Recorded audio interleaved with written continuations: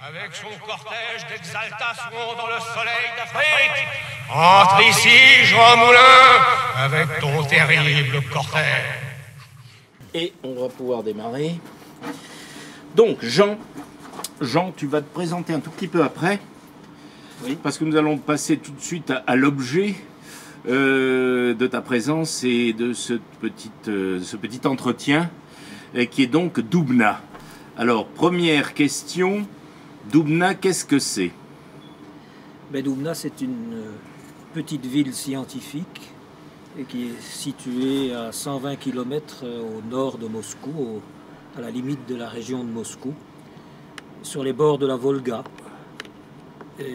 et pas loin de l'embouchure du canal Moskva-Volga, construit dans les années 30, qui relie donc la capitale russe, soviétique, à de l'époque, quand j'y ai vécu, c'était l'URSS, mais nous y reviendrons. Oui. Doubna existe toujours. Elle a été donc capable d'organiser et de réaliser avec succès sa pérennité dans le monde scientifique. Parce que c'est une petite ville scientifique, comme je crois l'avoir dit, et qui a été fondée juste dans l'immédiate après-guerre par Beria. Et les services compétents en matière de recherche nucléaire pour y développer des recherches dans ce domaine, qui étaient évidemment à caractère ultra secret. Et ça, c'était quelle année? C'était en 1947-48. Juste après-guerre. Juste après-guerre.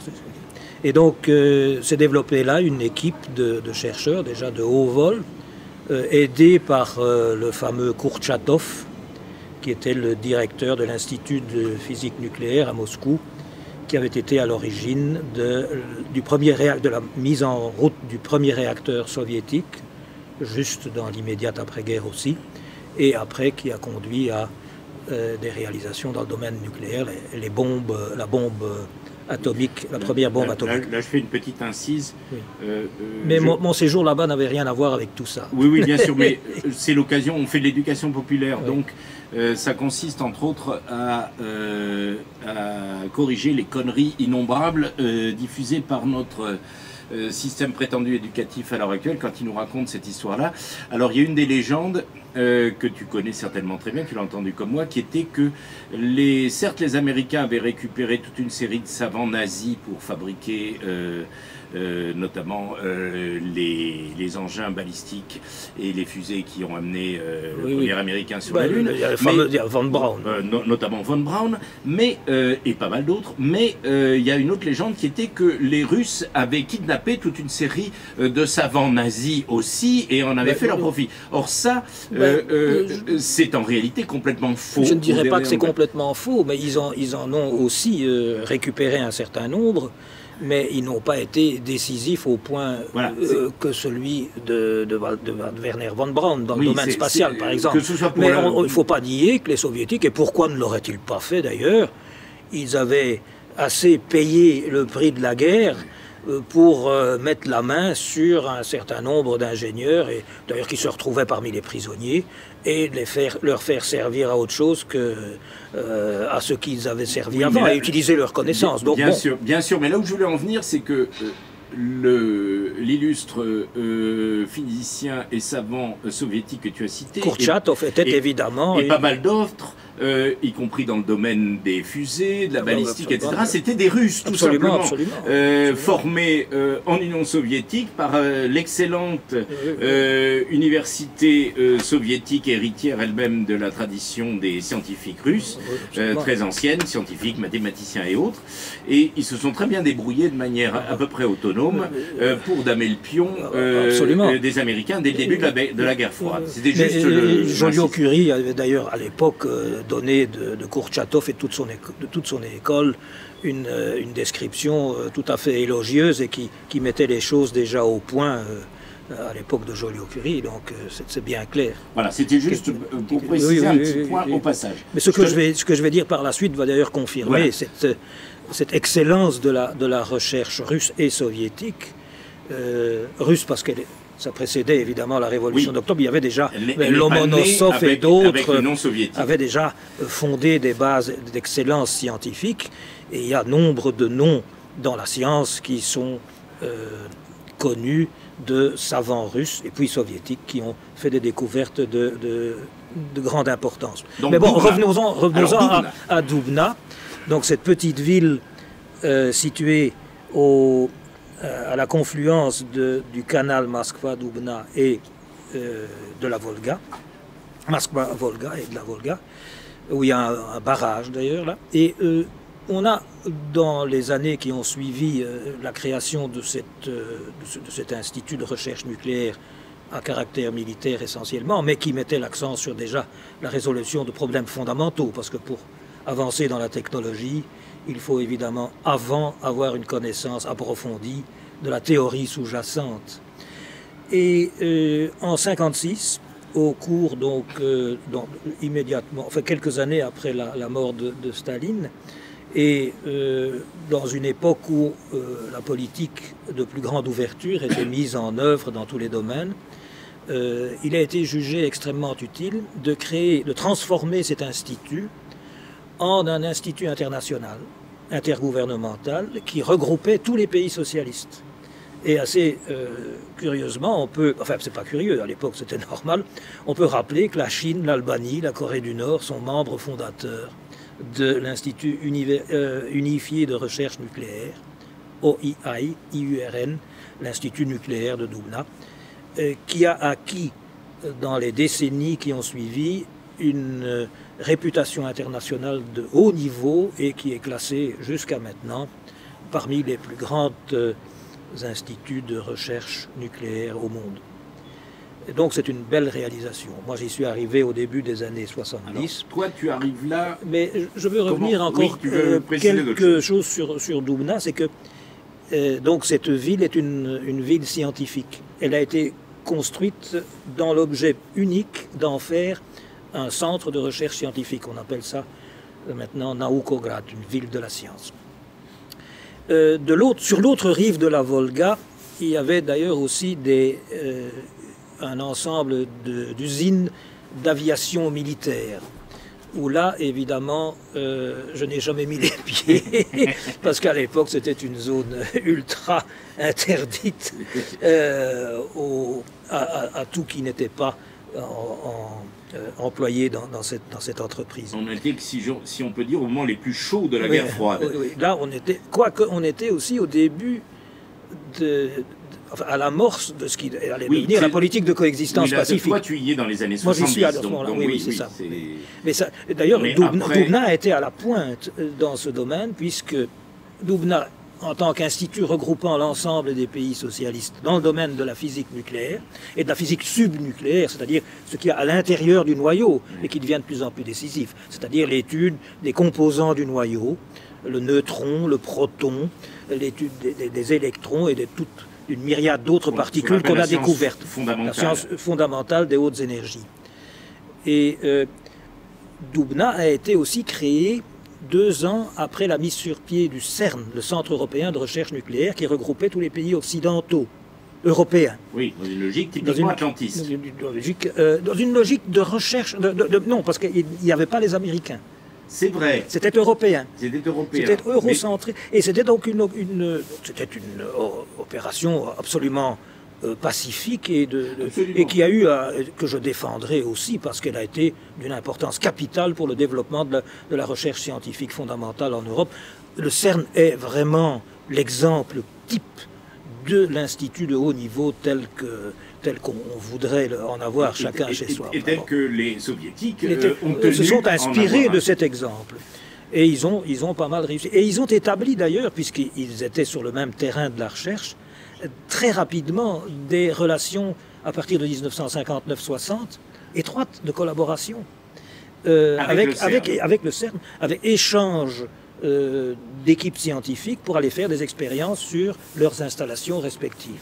Parce qu'il faut dire que dans la corbeille de naissance du nouvel institut, au départ, il avait un cyclotron de calibre relativement modeste pour les expériences militaires, là, mais quand il s'est transformé en Institut international de recherche pacifique dans le domaine de la physique des hautes énergies, il a été doté dès le départ ce qu'on appelle un synchrophasotron, qui est un accélérateur de particules de 10 électrons GeV, de 10 électronvolts. Donc 10 GeV, ça veut dire 10 milliards d'électronvolts, qui était à l'époque le record mondial d'accélération des particules dans ce synchrophasotron, qui a aussi eu un autre record du monde et qu'on a inscrit au Guinness Book, parce que le poids des électroaimants, qui était de plusieurs dizaines de milliers de tonnes, était le plus gros objet qu'on avait jamais confectionné dans un laboratoire scientifique.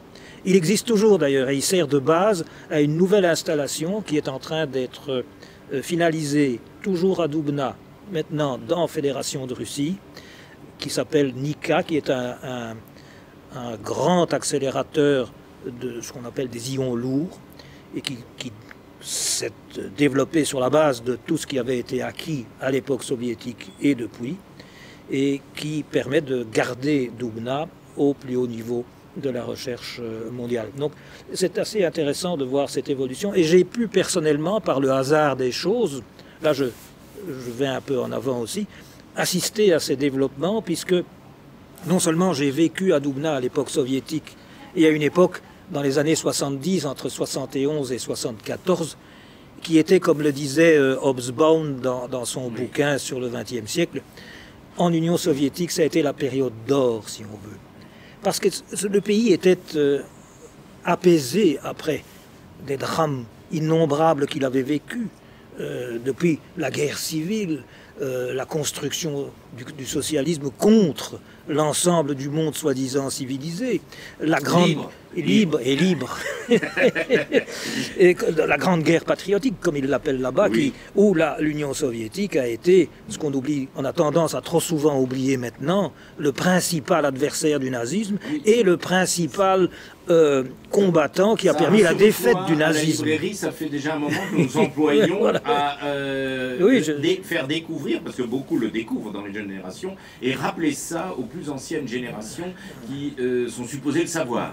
Enfin, ne pas inviter Poutine à oui, certaines célébrations du soir, c'est lamentable. Pourtant, j'ai pas beaucoup voilà, d'amour pour Poutine, mais je veux dire, c'est le symbole qui représente de la Russie, de l'Union soviétique passée, qui était son pays. Tu convaincu, donc on va visser là-dessus, parce que ça, nous employons depuis longtemps à évoquer cet aspect. Donc j'y ai vécu à une époque... Doubna, c'est peut-être le moment de nous expliquer comment tu vas te retrouver à Doubna. Donc, oui, tu vas nous obliger à comprendre un petit peu ton histoire, à découvrir ton histoire personnelle. Je suis physicien, ça, je suppose que ça...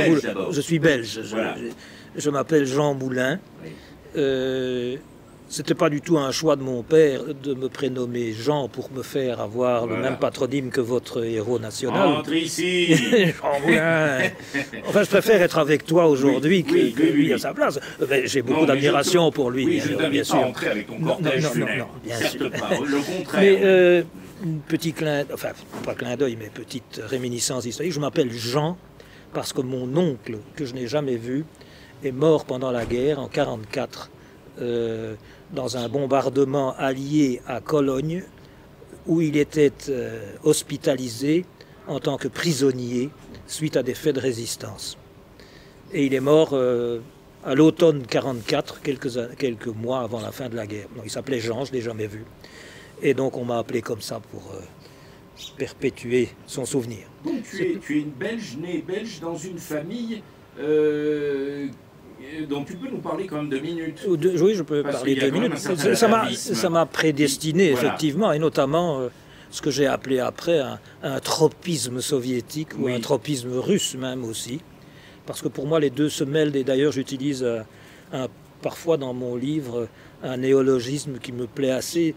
Je parle de russe-soviétisme, parce que je crois qu'il y a on peut y revenir, mais il y a une grande... Je trouve que le sol russe, la culture russe, était sans doute particulièrement adaptée à héberger cette idée communiste et son développement. par pas mal de... On va avoir l'occasion peut-être d'en parler. Parce que notamment tous ces aspects de vie communautaire dans les campagnes, etc., que l'idée du communisme chez eux était au fond quelque chose qui pouvait s'inscrire dans certains de leurs gènes. Enfin bon, ça c'est une théorie personnelle. Mais donc, mon père est issu d'une famille paysanne. Mon grand-père était médecin et était issu, lui, de la famille paysanne. Et il a été très impressionné par la révolution d'octobre 17. Et il avait eu, dans des circonstances un peu curieuses, l'occasion d'être membre de la première délégation ouvrière belge en Union soviétique en août 1930. Il était l'intellectuel de service là-dedans. En fait, il n'a jamais été membre du Parti communiste, mais il était sympathisant de l'Union soviétique, ami de l'Union soviétique, et il est resté son défenseur jusqu'à sa mort en 1960. Compagnon de route. Compagnon de route, voilà. Très actif. Et donc il est parti là-bas, dans cette délégation, et en fait il y avait été emmené parce qu'il soignait un certain Fernand Jacques Motte, qui se faisait appeler Fernand Jack, et qui était un type assez intéressant aussi, qui avait vécu en France, qui avait été chansonnier, qui était le neveu du fondateur du Parti communiste de Belgique, Joseph Jacques Motte. Et il avait fondé, le Fernand, l'association des Amis de l'Union soviétique, avant la France, parce qu'il avait travaillé après avec Fernand Grenier et d'autres à créer la section française, quelques mois après. Donc les voilà partis en Union soviétique dans ce voyage qui les a menés à Moscou, à Leningrad et en Ukraine. Ils ont visité des grands chantiers, Dniepropetrovsk, des combinats, des kolkhozes, des hôpitaux, des écoles. Ils ont assisté à une séance du Congrès international des syndicats qui se tenait au même moment, etc. Enfin, mon grand-père en est revenu. Et manifestement, Tintin, Hergé n'était pas avec eux, parce non, que quand il a raconté le pays des soviets, apparemment, c'était complètement différent. C'était un peu différent. Mais mon grand-père, Gaston Moulin, en est revenu complètement renforcé dans ses convictions pro-soviétiques, et Jacques Motte lui a demandé: est-ce que tu viens faire des meetings avec nous, des conférences, après, quand ils sont revenus en Belgique? Et j'ai découvert en faisant parce qu'il ne s'en était jamais vanté devant moi, en faisant des recherches au Centre des archives communistes en Belgique, qu'il avait tenu des meetings qui étaient référencés dans le drapeau rouge, et qu'il était devenu à ces heures un grand métingueur, lui le médecin, qui soulevait les foules avec un discours enflammé sur l'URSS. Le problème pour lui, personnellement, c'est que, mis comme ça en pleine lumière, il a perdu toute sa patientèle, et il a mis plusieurs années à retrouver un niveau de vie correct, parce qu'il n'avait plus de patients. Il était répertorié comme un dangereux bolchevique dans son quartier. Enfin bon. Mon père a donc été élevé dans ce climat, et il a fait des études d'ingénieur agronome, parce que son grand-père, son père, mon grand-père, voulait quand même garder un lien avec la paysannerie, ce qui n'enchantait pas trop mon père, mais enfin il l'a fait. Ils ont acquis une ferme parce qu'ils avaient un certain nombre de biens, ils avaient des moyens, et il a travaillé comme ça dans l'avant-guerre, dans cet esprit, tout en étant affilié aux étudiants marxistes et en faisant aussi, dans la foulée de son père, des activités pro-soviétiques. Mais bon, il a été, au début de la guerre, il était soldat mobilisé, il a été fait prisonnier dans la poche de Dunkerque-la-Panne en juin 40. Il n'a pas pu, lui, s'embarquer pour l'Angleterre, et il a été emmené comme prisonnier de guerre en Prusse orientale. Il était très loin, là, dans un stalag, au-delà du côté de ce qu'on appelle aujourd'hui Kaliningrad, Königsberg à l'époque. Il a travaillé dans plusieurs fermes, et particularité de la Belgique, il s'est fait rapatrier il a pu être libéré en 1942 parce qu'il s'est fait passer pour flamand. Et les Allemands avaient une politique vis-à-vis de leurs cousins germains. Oui, c'était la politique ethnique. Voilà. Et donc, comme il était né à Anvers, une ville flamande, il écrivait depuis le début de la guerre dans ses cartes de prisonnier en flamand à son père, et il s'est fait passer. Enfin, ceci est un détail. Après-guerre, il a fait du syndicalisme paysan dans une organisation qui était contrôlée par le Parti communiste de Belgique, parce qu'il a adhéré dès la libération au parti. Et il s'est retrouvé, et là je reviens au lien avec la Russie, après ce long écart, tu m'excuseras d'avoir été un peu long, on pourra éventuellement voir. Il a fait partie en 1951 d'une délégation qui est aussi allée en Union soviétique. Donc j'ai vraiment deux exemples dans mon histoire personnelle de ce voyage en URSS. Il y est allé dans une délégation des amis de l'URSS de nouveau, et il y avait découvert, écrivait-il dans des articles au retour, l'homme nouveau qui était en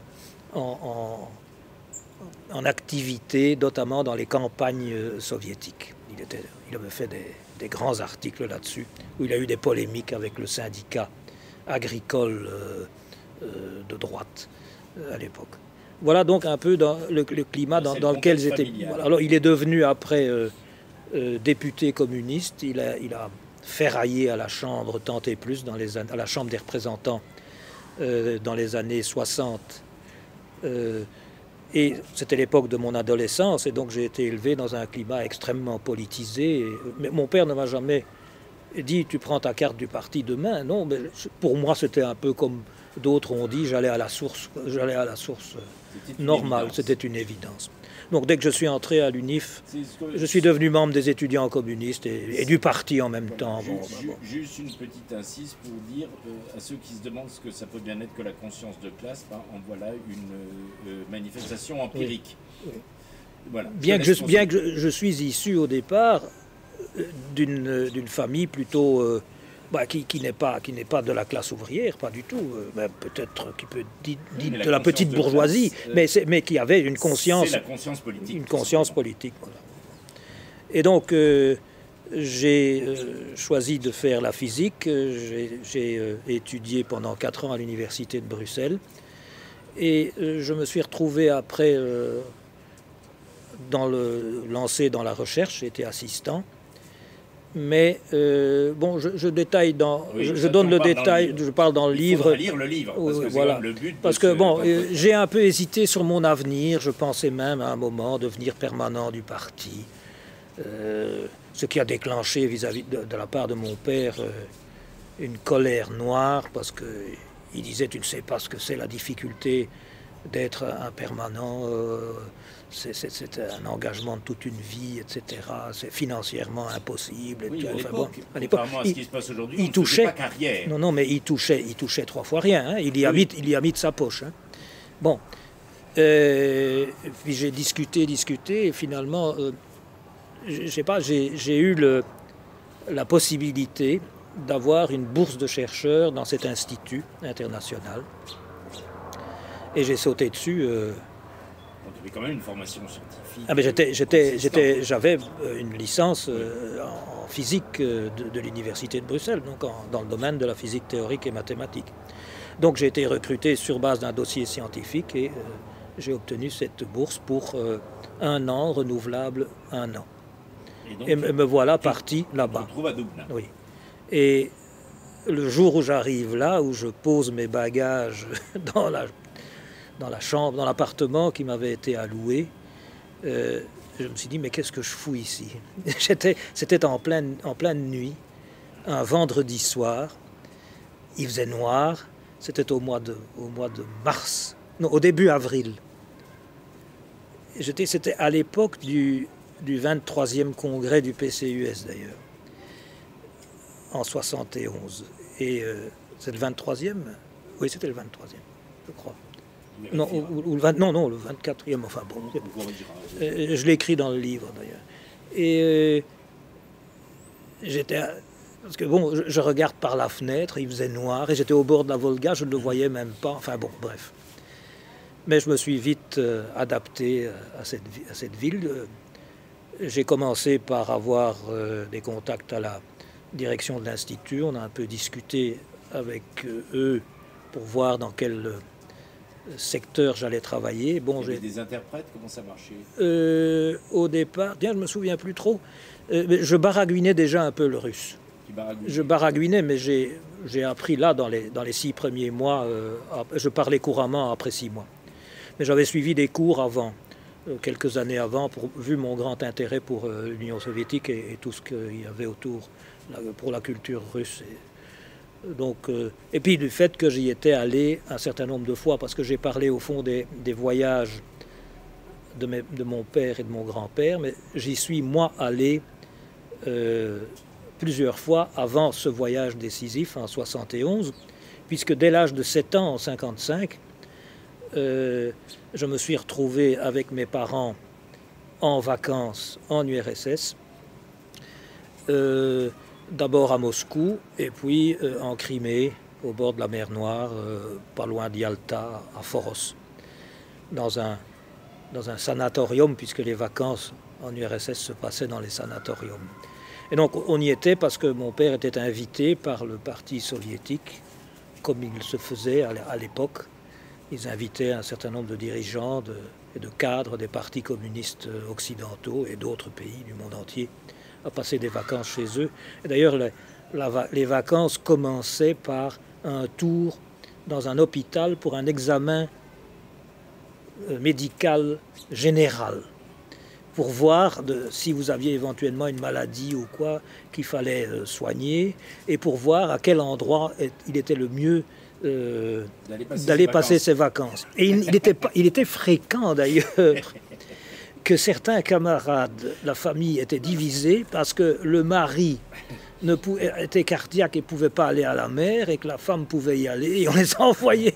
Il y a eu des discussions qu'on a essayé de rattraper parfois. Enfin, c'était un autre exemple, c'est de nombreuses années plus tard, en 66, nous étions repartis en voyage en vacances, et j'étais de nouveau de la partie avec ma sœur, et on lui a découvert, elle, une maladie grave du rein, et elle a été opérée d'urgence à Moscou des reins. On lui en a d'ailleurs enlevé un.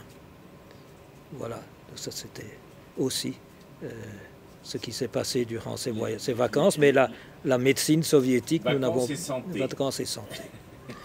Bon, donc c'était des séjours préliminaires. Mais donc ça m'avait, et ça c'était aussi une des raisons de mon attirance pour ce pays.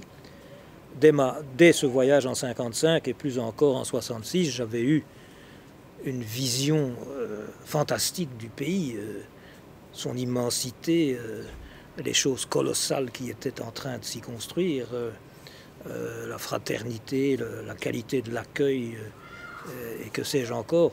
Et puis la francophilie aussi, oui. Oui.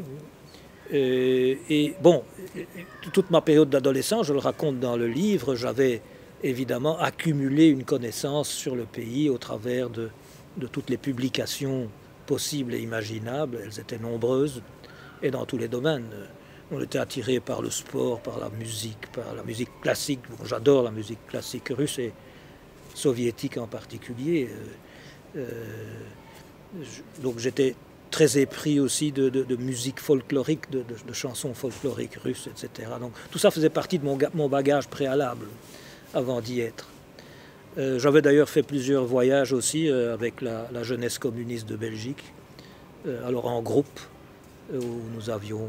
Et ça n'a pas fait de toi un espion? Non, absolument pas. Non. À la solde de Staline et de ses successeurs. Non. Ou à ce moment-là, tu aurais été plutôt d'ailleurs un espion à la solde du roi des Belges. Oui. mais j'aurais pu être... Est-ce que j'ai été perçu? Par contre, quand j'étais après mon premier voyage en URSS en 55, je rentre en Belgique, c'était la limite, c'était début septembre, je suis même arrivé en 2 jours plus tard que le début des cours à l'école primaire, et je parle de mes aventures. Donc j'étais catalogué comme le russe. Oui. Et quelques années plus tard, je me souviens de bagarres dans la cour de récréation sur des questions plus ou moins politique autour de la Russie. Sale russe, etc. C'était hallucinant. Mousquetaire. Ces gosses ne savaient pas ce mot-là, mais bon. Mais ça, je l'ai encore en souvenir. Donc, baigné de culture et de ton intégration à Doubna va en être facilitée. Va en être certainement facilitée. Et en plus, par mon soutien aux cours politiques qui s'y déroulent, au régime. Je suis favorable à ce qui se passe dans ce pays, donc ça c'est clair. Ne va pas te dissuader. Non, mais et mon père m'avait d'ailleurs taxé d'ursolâtre à la maison, parce que souvent nous avions des discussions. Tous les dîners à la maison étaient de grandes discussions politiques avec lui quand il était là. Et moi, je prenais toujours le parti de l'Union soviétique, même quand lui la critiquait, etc. Donc il m'avait traité d'ursolâtre. Aujourd'hui, on dirait stalinien. Oui. Mais bon, à l'époque, on était à l'époque du dégel. Oui. Et nous faisions... Les années 70, non, des années 60. Je reviens là, parce que nous étions alors... oui, c'est vrai, notre entretien... les années Khrouchtchev. Oui. Donc nous étions traités en Belgique de khrouchtcheviens. Voilà. Et nous étions l'œil de Moscou, évidemment, et compagnie. Sans dire. Mon père, d'ailleurs, quand j'ai lu pas mal de ses discours à la Chambre des représentants, il parlait, puis alors un député de droite, ou même un socialiste, d'ailleurs, parfois disait « Retournez à Moscou !» Ça, c'est pareil. Retournez à Moscou, à Moscou. Oui, alors il lui répondrait « Mais très bien, il disait, je vais vous y emmener, comme ça vous verrez comment ça se passe là-bas, vous verrez. » Enfin, bon, mais bon. Donc, maintenant, revenons à Doubna, parce que années 70. Donc, je commence à... Donc, j'ai été introduit auprès d'un scientifique russe, soviétique, qui s'appelait Gerasimov, qui était spécialisé dans le domaine que je voulais étudier. Et donc, nous avons établi un programme de recherche et j'ai commencé à travailler avec lui.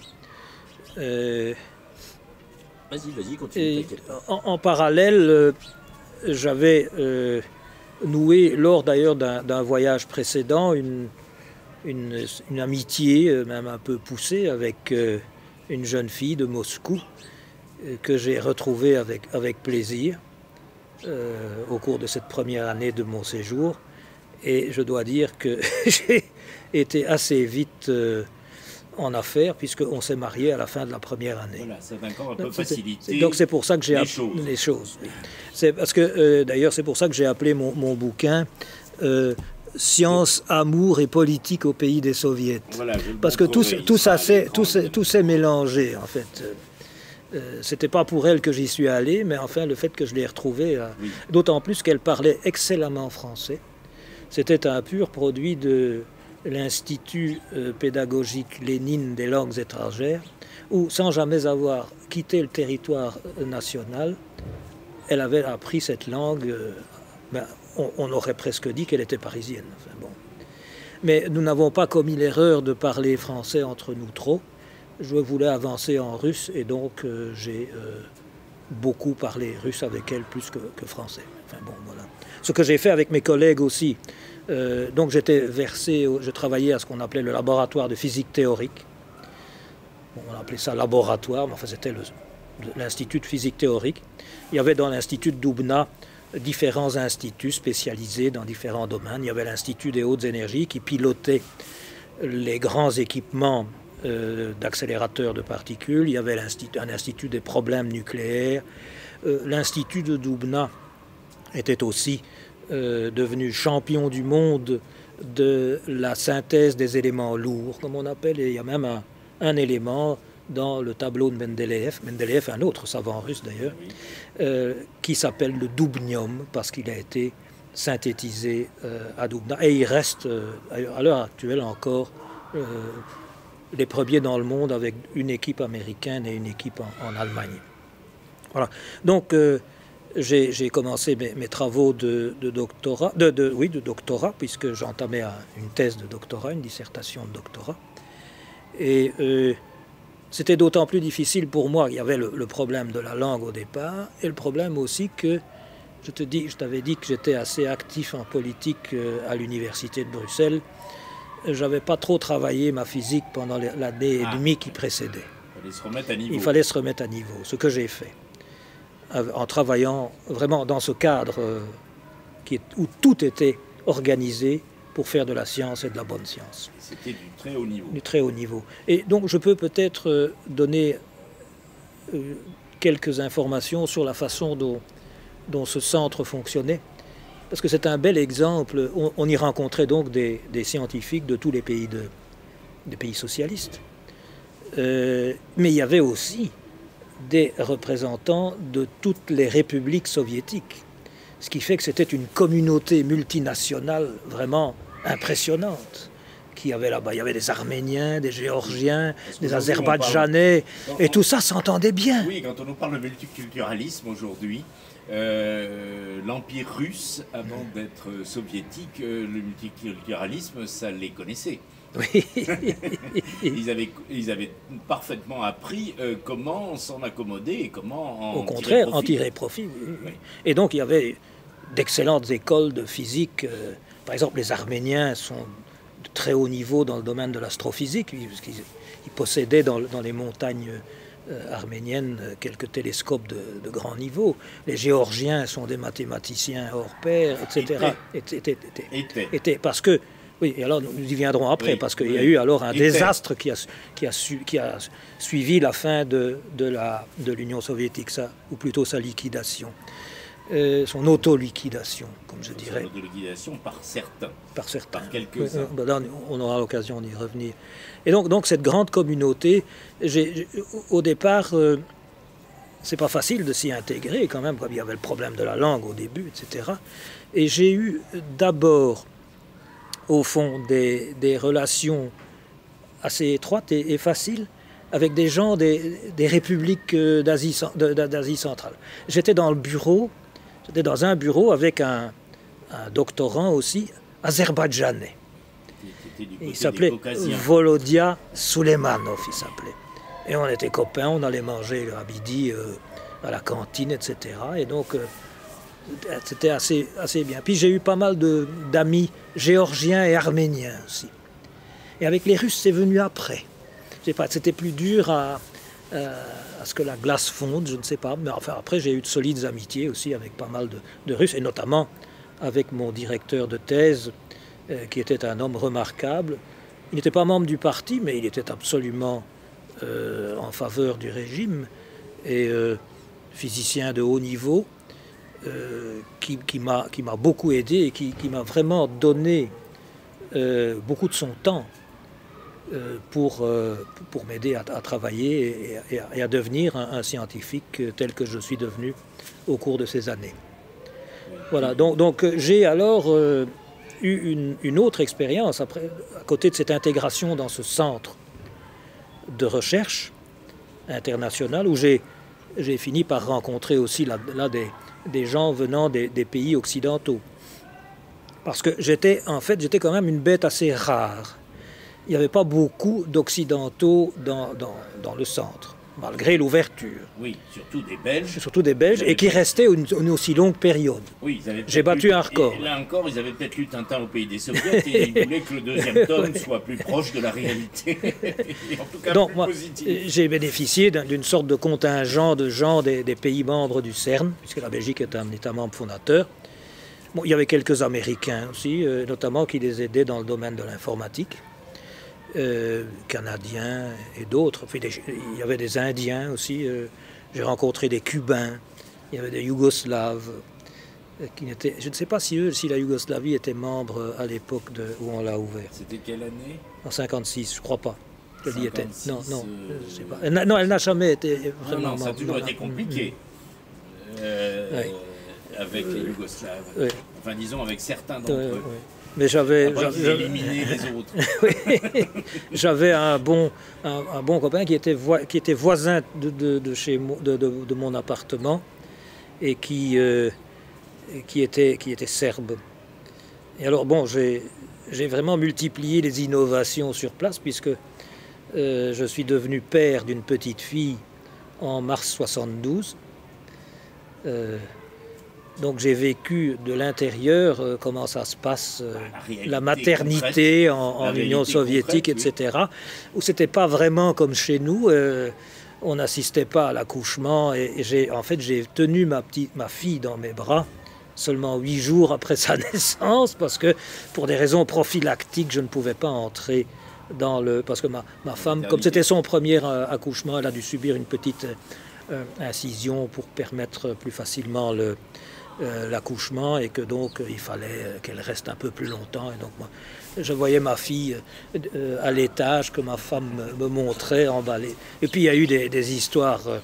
Ils avaient la médecine soviétique était quand même assez dictatoriale. C'était la dictature des médecins là. C'était franchement.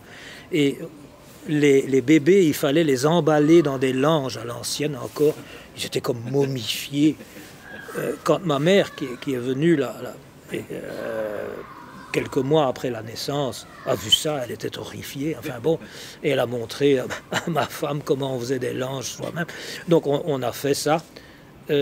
Immédiatement, quand on a eu la visite suivante à la maternité, ils ont dit que vous allez lui causer des torts à la santé, etc. Enfin bon, et on a signé quasi une décharge en disant qu'on prenait la responsabilité de ne plus les langer comme ça. Enfin bon, confronté à cette forme de totalitarisme. Oui, mais enfin bon, c'était aussi une question de tradition. Mais bien sûr. Bon.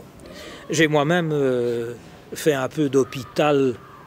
J'avais eu quelques problèmes de santé à la fin 72, et donc j'ai vécu aussi dans l'hôpital soviétique à Doubna, où ça se passait très bien. Enfin, je veux dire, il était bien équipé, donc j'ai vu aussi un système de santé qui, malgré cet aspect-là, fonctionnait quand même tout à fait correctement, et qui avait le grand avantage d'être gratuit pour tout le monde, ce qui n'est pas le cas dans nos pays, et y compris maintenant. Dans beaucoup d'endroits, oui.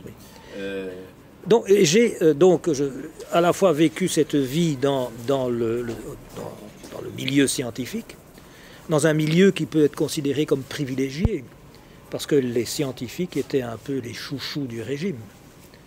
Ils étaient vraiment soutenus à fond par le régime, parce que la direction soviétique, à juste titre, considérait que le développement scientifique et technique était primordial pour le développement du pays.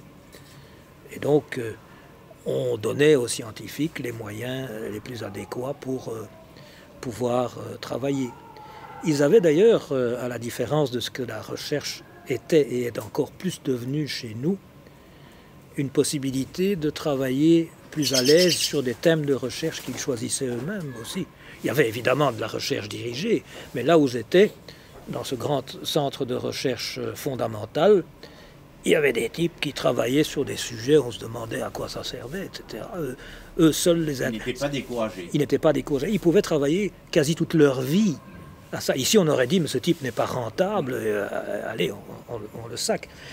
Donc là-bas, il y avait cette grande stabilité d'emploi et la possibilité de choisir des thèmes de recherche parfois exotiques, mais qui peuvent, et souvent ça se passe comme ça, devenir à un moment donné des thèmes importants, parce qu'on trouve des débouchés dans les idées exotiques le plus souvent. Donc je travaillais dans ce climat-là, aussi dans une ville où cette petite ville scientifique disposait des problèmes d'achalandement et d'approvisionnement des magasins sont connus, il ne faut pas les nier. Il y avait certains produits déficitaires. Bien sûr, personne ne mourait de faim, mais enfin, il était parfois difficile de se procurer c'est pas la société de consommation. Du papier de toilette ou d'autres choses. Bon, j'ai vu à certains moments, c'était rigolo à la fin aussi, mais il y avait un jour un camion qui arrive sur la place centrale de Doubna avec un chargement de bottes en caoutchouc venant de Tchécoslovaquie, de 2 ou 3 couleurs. On n'a pas eu le temps de décharger le camion. Les femmes ont acheté toutes les bottes au camion même, on n'a même pas eu le temps de les mettre au magasin. Et quelques jours plus tard, dans Doubna, elles portaient toutes des bottes. Fièrement. Bon, voilà. C'était ça. Mais l'économie dite planifiée. Oui, oui. Bon, il y avait des problèmes, et tout le monde les reconnaissait. Mais on se débrouillait. Il y avait un règne de la débrouillardise que j'ai encore vu avec plus d'éclat, alors dans ce qui est devenu ma belle famille, puisque j'ai été non seulement... Oui. Il y a la débrouillardise qu'on pourrait appeler aussi, et ça l'est, de la solidarité. Il y a ça, et il y avait... Bon, mais ça pouvait aller jusqu'à du vol dans les entreprises, sur lesquelles on fermait plus ou moins les yeux. Bon, maintenant j'en viens à ma belle famille. C'était les parents de mon épouse faisaient partie de la classe travailleuse. Mon beau-père était ouvrier dans un combinat de fourrure à Moscou, qui d'ailleurs avait pour un de ses clients, ou une de ses clientes, la reine d'Angleterre. Donc il travaillait le vison, et la zibeline et tous ces produits qui venaient de Sibérie, et on en faisait des produits qu'on vendait à l'exportation aussi.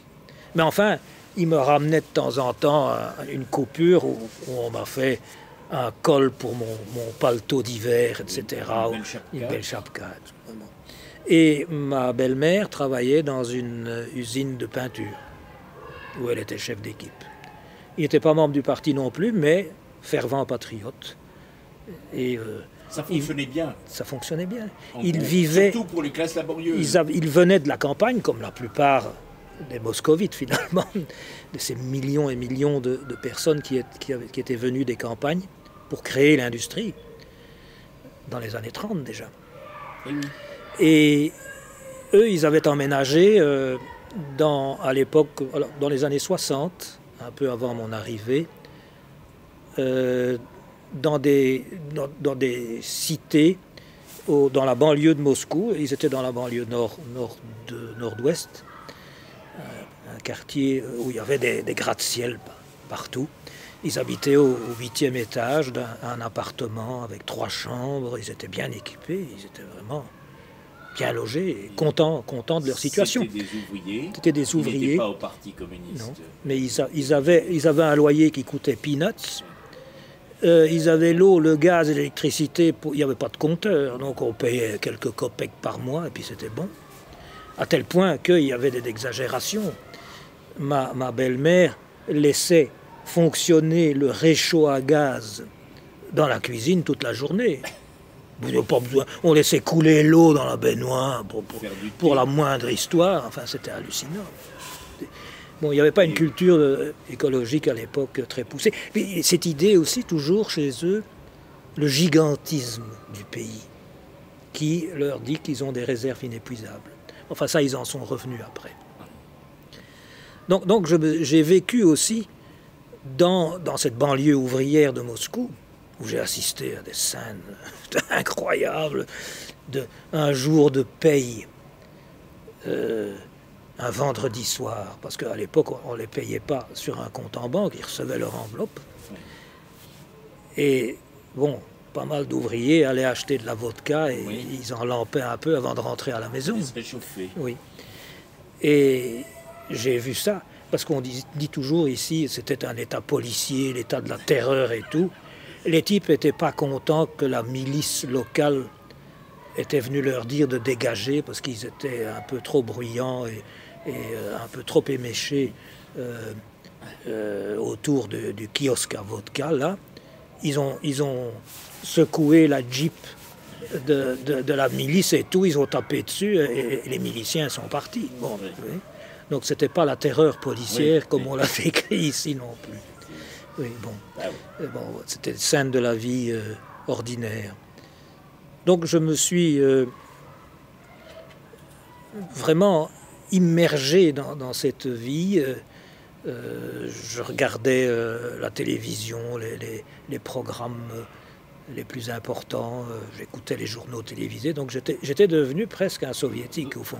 D'autant que la culture faisait partie des choses, on a parlé de la science, qui était promue et et dont l'autorité n'était pas contestée, mais la culture était promue au sens où elle était rendue accessible. Absolument. Ça, alors là, la culture, la grande culture russe, mais la culture en général. Absolument. Les prix de vente, j'allais régulièrement faire des achats au magasin de disques et dans diverses librairies. Ben, c'était pour 3 fois rien ce qu'on pouvait acheter. J'ai formé, les spectacles étaient pour rien aussi. C'était donc il y avait une soif abondante, il y avait une soif de culture énorme. Et le peuple soviétique était un peuple qui lisait énormément, qui allait au théâtre, au cinéma, au concert. Il y avait le cirque. Enfin, c'était vraiment, on avait l'embarras du choix. Oui. Donc ça ne correspond pas. Alors, bon, évidemment, il y avait aussi pas mal de spectacles où il fallait se débrouiller pour obtenir des tickets, parce que bon, la vente, c'est comme chez nous, c'est un bureau fermé. Sur ce plan-là, et d'autres d'ailleurs, semble-t-il. Mais là, on va peut-être en venir à la conclusion, aux raisons pour lesquelles tu as donc écrit le livre, et disons, au regard que tu portes sur le regard qu'on porte aujourd'hui. Mais oui, sur cette histoire que la plupart des générations actuelles ne connaissent pas du tout, ou qui leur sont décrites comme un enfer absolument immonde, ça, voilà. De dictature, de turpitude, de massacre, et de misère terrifiante des populations. Voilà. Donc ça, c'est pas du tout ce que tu as vu. Absolument pas. Moi, j'ai vécu J'ai vécu, je l'ai dit au début, je suis arrivé dans une période qui était évidemment plus du tout cette période dramatique, tous les épisodes qui ont été vécus jusqu'à la guerre. Depuis la Grande Guerre patriotique. Et puis après, il leur a fallu reconstruire un pays qui a été dévasté, mais à un point inimaginable, parce que la guerre qui a été menée là-bas était une guerre d'extermination. Avec les populations, les infrastructures, tout complètement détruit, mais pas par l'immonde Tchéka ou Dieu sait quoi, mais tout simplement par les nazis. Absolument. Leurs bombes, et leurs armées... ils n'ont pas mené en URSS la même guerre qu'ils ont menée en France ou en Belgique. Ah oui. C'est différent. Bien sûr. Parce que là, en plus, on a exterminé les populations. Oui. On a exterminé les Juifs, parce que la Shoah a commencé dans le Caucase. On commence à le dire maintenant, et en Biélorussie, et en Ukraine. Alors, en Biélorussie, je suppose que tu as vu, alors en français ils ont traduit ça Requiem pour un massacre, en russe je crois que c'était Viens et vois, ou un truc comme ça, le film superbe là, qui raconte la guerre en Biélorussie. Ah oui. Je dis aux gens, enfin en Russie tout simplement, je dis si vous voulez comprendre quelque chose à toute cette histoire, vous regardez ce film, où il y a très peu de développement théorique ou autre. On vient et voit, on regarde, et il raconte, il montre ce que ça a été. Mais je me souviens quand je parlais avec mon beau-père de la guerre et tout, ils s'enflammaient, ils étaient, pour eux, cette référence-là, et elle perdure jusqu'à maintenant. Absolument, et on s'étonne parfois en Occident et on prétend que c'est Poutine qui tire les ficelles et tout. Mais non, c'est quand un pays a été attaqué dans sa chair à ce point-là, 27 millions de morts, enfin, chaque famille a payé son tribut. Comment peut-on oublier? Mais c'est resté évidemment dans la mémoire de toute la jeune génération également. C'est évident. Qu'est-ce que nous... le regard qu'on peut porter aujourd'hui et ce témoignage par rapport à ça. Bon, j'ai voulu justement, moi j'ai pas fait de théorie, j'ai pas développé de théorie. C'est un ami a d'ailleurs dit que mon livre était excessivement rempli de détails et je l'ai voulu ainsi. J'ai réalisé la partie centrale du bouquin qui parle de Doubna même. À partir de l'échange de lettres très suivies que j'avais avec mon père et avec mon frère à l'époque. Il y a des centaines de lettres comme ça sur les 3 années que j'ai passé là-bas. C'était pas l'époque de l'Internet à l'époque. On s'envoyait. Et ça donnait, c'est comme un journal de bord. Et donc ça a servi. Donc j'avais au fond, grâce à ça, des souvenirs intacts, des sources intactes. Et donc ajouter alors les souvenirs qui étaient ranimés par ce courrier. Et donc j'ai bâti comme ça tout le récit, qui est un récit personnel, mais qui croise les grands mouvements du siècle, si je puis dire, donc auquel j'adhérais.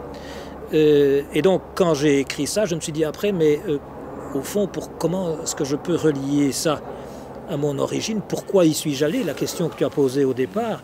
Et donc j'ai raconté ce que j'ai esquissé ici au début, l'histoire de mon grand-père, de mon père, mes premiers voyages en URSS, ce que j'ai appelé mon initiation russe du départ, mes années d'adolescence et tout. Puis j'ai parlé en détail de tout ce qui se passe à Doubna, de tout ce séjour. Et après, ayant une famille russe et étant revenu en Occident, donc j'ai ramené femme et enfants là-bas. J'ai eu un deuxième enfant qui a été concocté à Doubna, mais qui est né à Bruxelles en 1974. Malheureusement, il est décédé il y a quelques années. Il est d'une maladie grave. Bon. Aujourd'hui, vous vivez en Belgique? Mais j'ai divorcé quelques années après, enfin quelques années, 10 ans après, en 88. Mais bon, voilà, ça c'est les aléas de la vie, c'est comme ça. Ton épouse est restée en Belgique? Elle est restée en Belgique. Elle est restée en Belgique. Ah oui, c'était quelle année du coup, 88, c'était en pleine catastrophica, si on veut. Catastrophica. Là, Zinoviev a bien tapé le truc. Oui. Et donc, mais nous retournions dans les années 75, 16, 17, 77, 78. Chaque année, on passait nos vacances dans la famille à Moscou. Donc, j'ai suivi l'évolution. Et puis, j'ai eu une coupure. Je suis retourné en 86, donc au début de la perestroïka, et j'ai vu un changement là assez important. J'en parle dans le livre aussi. Je sentais que à la fois, il y avait des choses intéressantes, en parole en tout cas, qui étaient dites à l'époque. Il y avait des débats qui étaient ouverts et intéressants sur notamment l'écologie ou les problèmes de logement, etc., qu'il était juste de mettre en avant. Et en ce sens, je crois que la perestroïka était juste. Mais par contre, ce qui a été fatal, et malheureusement on peut craindre, on peut même en être sûr, après ce qu'on sait maintenant, que c'était dans la tête de ces initiateurs dès le départ qui voulaient en finir avec le système socialiste. Et qu'ils avaient au fond viré avant à la social-démocratie au mieux et au néolibéralisme au pire. Dans l'esprit, en tout cas dans Yakovlev, c'est clair. Mais il a été le principal inspirateur de Gorbatchev, qui s'est révélé piètre politicien, manipulable à souhait, et bon, qui a au fond développé un chaos invraisemblable en démantelant le système socialiste, le système étatisé, sans mettre en place simultanément un système cohérent qui pourrait au moins pallier aux difficultés qu'on voulait combattre. Et ça, en même temps, en développant, en faisant une ouverture, ça c'est la perestroïka, mais il y avait la glasnost aussi. Et au nom de la glasnost, on a ouvert les vannes, on a permis à que tout et n'importe quoi se dise. Oui, le retour à l'histoire, etc. Et donc préfigurer les réseaux sociaux. Voilà. Donc à ce moment-là, c'est devenu ingérable, évidemment. Et l'ingérence extérieure aidant, les bons conseils du FMI et des autres inspirateurs néolibéraux ont fait le reste. Enfin, on a vu ce que ça a donné dans la tragique décennie de Yeltsin, de 91 à 2000 à peu près, que tous les Russes maintenant pointent du doigt comme étant une époque, sauf les ultralibéraux, mais comme ayant été une époque horrible. Les ultralibéraux et les Français. Et les Européens en général, puisque maintenant Gorbatchev est devenu le pays... La gauche européenne, évidemment. Maintenant, bon, Gorbatchev est devenu... j'ai vu récemment son film, c'est pitoyable. Bon, il est aussi en mauvaise santé, il s'est sans doute peut-être fait manipuler par le cinéaste letton qui a organisé ce film, mais enfin, Je ne sais pas si tu l'as vu. Non, enfin, on ne va pas parler de la Lettonie, etc. Ça nous amènerait trop loin. Il y a beaucoup de choses passionnantes à en dire. On aura peut-être l'occasion. De même, un autre sujet de conversation que nous avons eu à propos de l'histoire du communisme belge, du parti communiste belge, mais ça aussi, c'est comme disait Kipling, c'est une autre histoire que nous aborderons peut-être un jour, sait-on jamais. J'ai toujours pas retrouvé, je te le donnerai, le nom du... Bon, cet entretien a été un peu, non, c'était peut-être chaotique. J'ai fait des allers-retours dans l'histoire, mais enfin, c'est la vie aussi. La mémoire fonctionne comme ça. Je n'aurais pas grand-chose à changer, et ni même de montage, donc ça me facilite. Mais je voulais juste terminer encore en disant que, justement, il m'a paru important d'écrire cette contribution modeste et personnelle pour justement, à une époque où on donne de l'Union soviétique et de toute cette période une image tellement déformée et injuste. Oui, donc je voulais... La conclusion.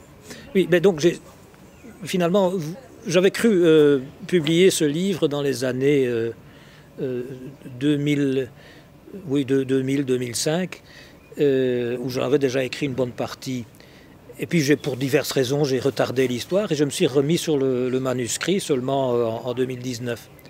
Ça m'a permis de pouvoir traiter, d'une part, de toute la partie post-soviétique que je n'avais pas très abordée et de profiter de la coïncidence qui a fait que, comme j'étais devenu, en Belgique, j'ai arrêté la carrière de chercheur et je suis devenu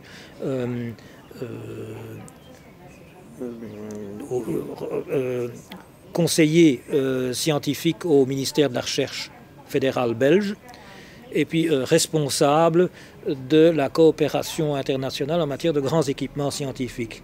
Et le hasard a fait que je me retrouve à ce moment-là de retour à Doubna en 2013 où j'ai retrouvé mes anciens collègues, y compris mon directeur de thèse, et donc j'ai pu boucler en fond quasi 50 ans d'histoire de cette... Donc ça a donné à mon livre aussi une consistance encore différente.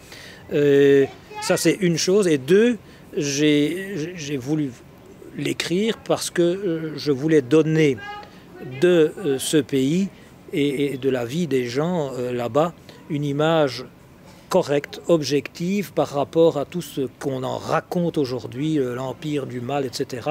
C'est absolument pas ce que j'ai vécu. Alors il y a des critiques à faire de ce régime, j'en fais beaucoup dans le livre, nous en avons fait au cours de notre discussion, mais je crois que l'essentiel qui était là-bas, qui avait été construit, était une avancée considérable de l'humanité. Ils avaient pour la première fois mis en place un système où... et que ne ricanent pas certaines personnes ici, l'homme était quand même, et ses besoins étaient placés à l'avant-plan, avant le mercantilisme et la recherche du profit. Et ils bénéficiaient de tels avantages, ils ne se sont pas rendus compte qu'au fond, ils étaient en avance sur ce que nous étions, nous. Et quand on voit aujourd'hui les grandes discussions sur le développement durable, sur la façon dont ils voudraient mieux vivre écologiquement et tout, ils étaient en avance sur cette économie de moyens. Cette connerie d'écologie politique et d'écologisme pour mettre, comme on dit aujourd'hui, c'est le cliché numéro 1, l'humain d'abord. Mais il me semble que ce qu'on peut dire, c'est que... en tout cas, la lumière de ce que tu expliques, c'est une bonne base de travail dont on peut repartir pour l'étape suivante. Et je ne crois pas, comme d'aucuns le disent, y compris au PCF d'ailleurs, que là-bas, ce n'était pas une expérience communiste. Le communisme, il est encore à construire et tout. On balaye ça d'un revers de la main. D'abord, c'est offensant pour les millions de gens qui se sont battus là-bas en faveur de cet idéal, de tous les efforts qu'ils ont faits. Et je crois que tirer la leçon de ce qui s'est passé là-bas est essentiel pour les combats à venir ici. Et des sacrifices et des accomplissements qu'ils ont eus, évidemment. Et comme le disait Henri Alleg, 91, ça a été un grand bond en arrière. Oui, absolument. C'était un énorme bond en arrière. Et la majorité de la population russe s'en rend compte aujourd'hui. Parce que dans les sondages de l'Institut indépendant Levada, 60-70% des gens disent que le régime soviétique était ce qu'ils avaient eu de mieux dans leur vie. Le régime soviétique des années 70. Toute génération confondue, oui. Toute classe sociale confondue, voilà, oui. Voilà. Ça, c'est ce qui énerve beaucoup nos libéraux libertaires aujourd'hui. Parce que la transition s'est faite non pas démocratiquement, mais par un véritable coup d'État. Et voilà. Bon, en tout cas, merci. Excuse-moi d'avoir été un peu long. Non, non, pas du tout. Simplement, tout ça, c'est un vaste débat dans lequel, d'ailleurs, ce témoignage s'inscrit et, à mon avis, sera très utile. Donc, je te remercie. Mais moi aussi, je te remercie de m'avoir hébergé. À bientôt. À bientôt. Voilà, c'est très bien. Bon, je vais pas trop bredouiller, ça va. Non, non.